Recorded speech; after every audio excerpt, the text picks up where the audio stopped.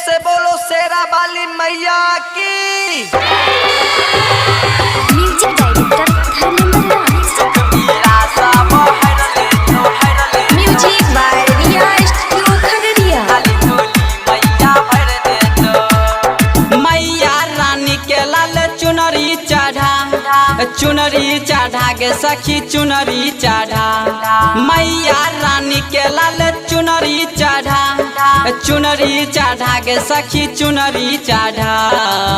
दुख पीड़ा सब हर ले तो खाली झोली मैया भर दे तो। सुन के दुख पीड़ा सब हर ले तो खाली झोली मैया भर दे तो।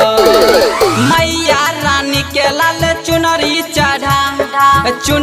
चढ़ा गे सखी चुनरी चढ़ा। मैया रानी के लाल चुनरी चढ़ा गे सखी चुनरी चढ़ा।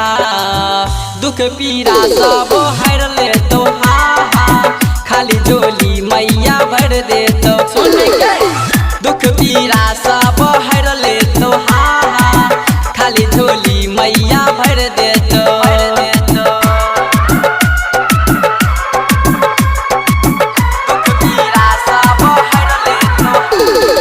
म्यूजिक डायरेक्टर धर्मेंद्र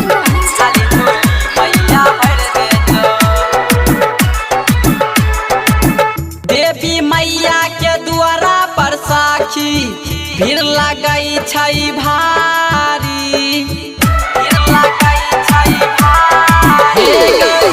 देवी मैया के द्वारा पर साखी भीड़ लगई छई भारी। अरोल फूल और नारियल चढ़ाइबै मैया रानी के दीपो जलैबै।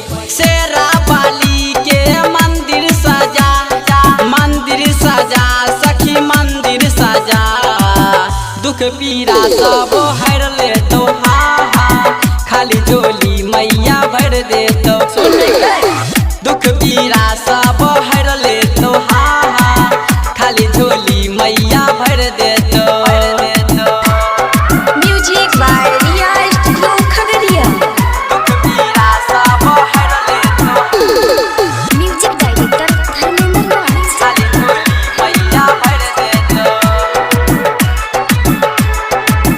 श्रद्धा सुबन से पूजा जे करबै मैया जी के शरण में।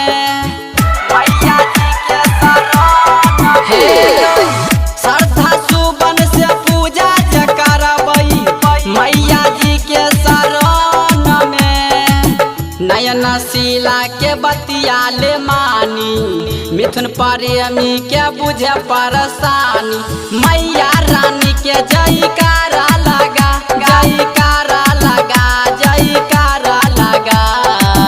दुख पीड़ा सब हर ले तो खाली झोली मैया भर दे तो। सुन के दुख पीड़ा सब हर ले तो खाली झोली मैया भर दे तो। मैया रानी के लाल चुनरी चढ़ा गे सखी चुनरी चढ़ा। मैया रानी के लाल चुनरी चढ़ा गे सखी चुनरी चढ़ा। दुख पीड़ा सब हर ले तो खाली झोली मैया भर दे तो। सुन के दुख पीड़ा सब